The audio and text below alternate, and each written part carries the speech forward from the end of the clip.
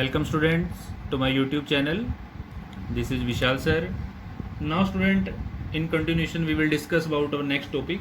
In the previous topic we will discuss about the Ampere's law application. Now we will discuss about the force on a moving charge particle. Force on a moving charge in a magnetic field. ये भी एक important topic है हमारा कि हमने क्या करना है कि अगर हमारे पास एक मूविंग चार्ज है, किसके अंदर है, मैग्नेटिक फील्ड के अंदर है, तो वो मैग्नेटिक फील्ड उस चार्ज के ऊपर कितनी फोर्स लगाएगा वो निकालनी है। तो सबसे पहले तो हमारे पास ये फोर्स, इसके बारे में लोरेंज ने बताया था, साइंटिस्ट लोरेंज। तो उसके अकॉर्डिंग हमारे पास तीन चीज़ें हैं कि अगर कोई चार्ज पार्टिकल मूव करता है मैग्नेटिक फील्ड के अंदर, तो वो जो फोर्स हमारे पास है वो डायरेक्टली प्रोपोर्शनल किसकी होती है, मैग्नेटिक फील्ड की। पहला कंपोनेंट ये हमारा। दूसरा कंपोनेंट आएगा वो कि वो चार्ज कितना है, क्यू।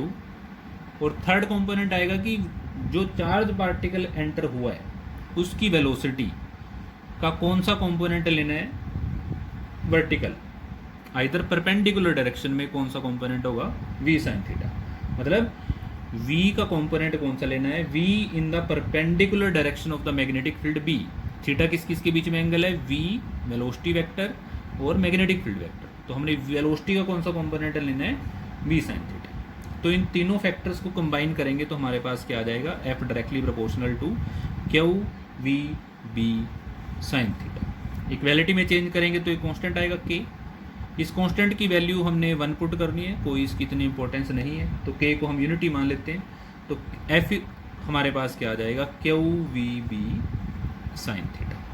तो इस मैग्नेटिक फोर्स को हम क्या कहते हैं, magnetic Lorentz force by the name of scientist. अगर हम इसको वेक्टर फॉर्म में लिखेंगे तो वेक्टर फॉर्म में क्या होगा, f vector q into V vector cross B vector, क्योंकि क्रॉस प्रोडक्ट लिख सकते हैं हम दोनों वेक्टर्स का।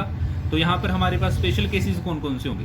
अब स्पेशल केसेस का मतलब क्या है, अब अगर उसकी वेलोसिटी जीरो हुई तो पहला केस क्या कहेंगे, अगर वेलोसिटी जीरो है तो फोर्स भी कितनी है, जीरो है। तो इसका मतलब क्या है कि अगर चार्ज पार्टिकल रेस्ट पे होगा मैग्नेटिक फील्ड के अंदर तो वो मैग्नेटिक फील्ड उसके ऊपर कोई फोर्स नहीं लगाएगा।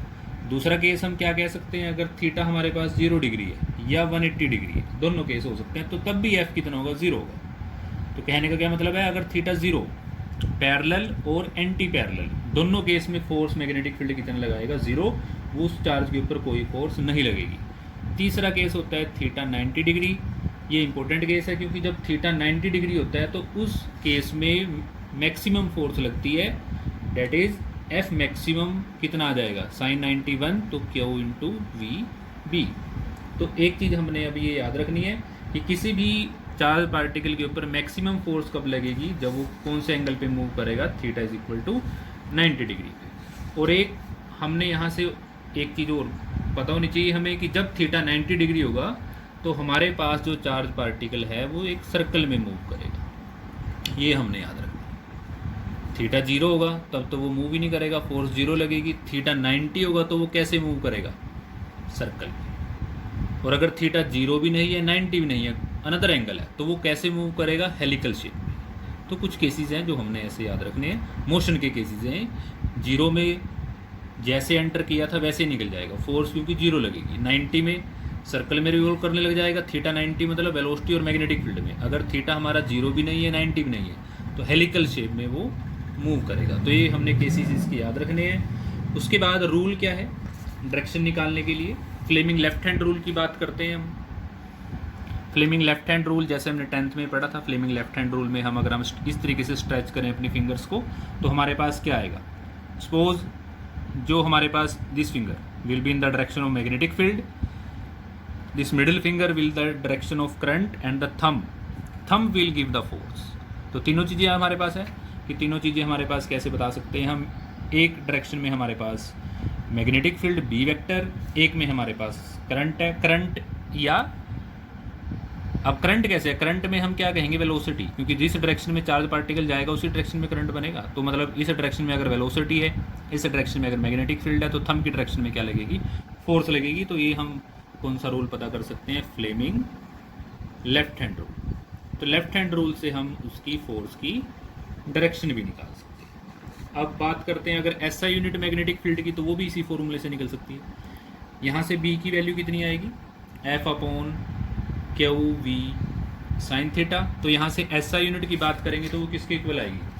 फोर्स के लिए न्यूटन, चार्ज के लिए कूलम, वेलोसिटी के लिए मीटर पर सेकेंड, और थीटा के लिए साइन 90 मैक्सिमम, तो उसको तो 1 ही लिखेंगे।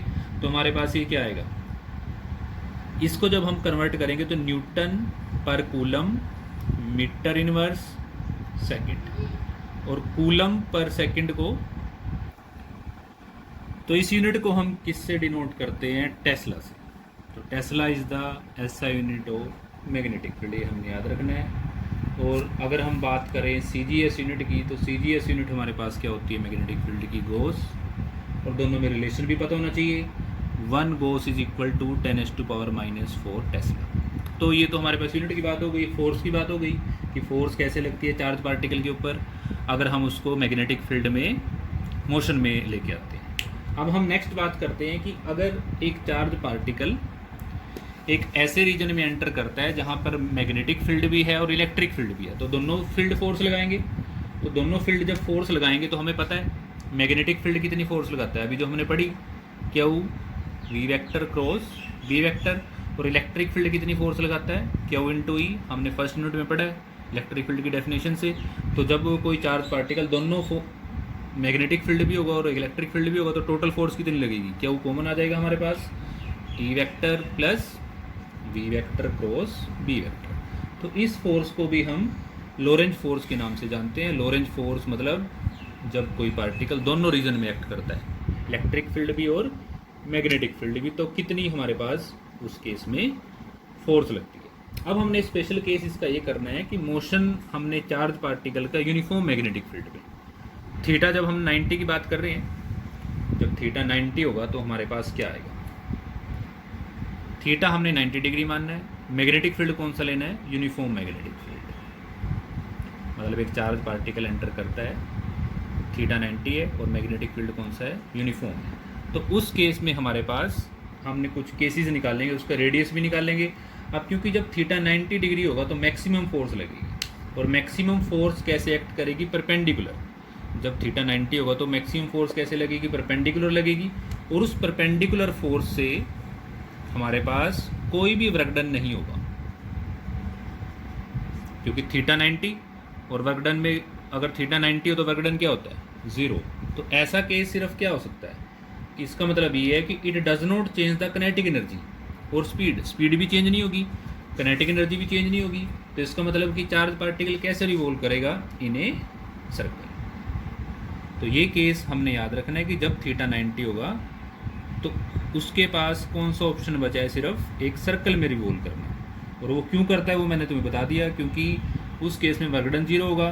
तो अगर ये कोई चार्ज पार्टिकल है जिसको हमने एक मैग्नेटिक फील्ड, क्रॉस रिप्रेजेंट करता है मैग्नेटिक फील्ड हमारे पास perpendicular, either theta equal to 90 degree. तो रेडियस मान ले वो हमारे पास रेडियस कितना बना रहा है? आर। चार्ज पार्टिकल मोशन इस तरीके से है, तो फोर्स कैसे लगेगी और वेलोसिटी कैसे होगी, दोनों में हमने अब एक रिलेशन भी निकालना है। ये हमारा मैग्नेटिक फील्ड है। तो सबसे पहले हमारे पास फोर्स कितनी लग रही है चार्ज पार्टिकल पे? F is equal to Q V B sine 91। अब क्योंकि चार्ज पार्टिकल कैसे रिवॉल्व करता है? सर्कल में।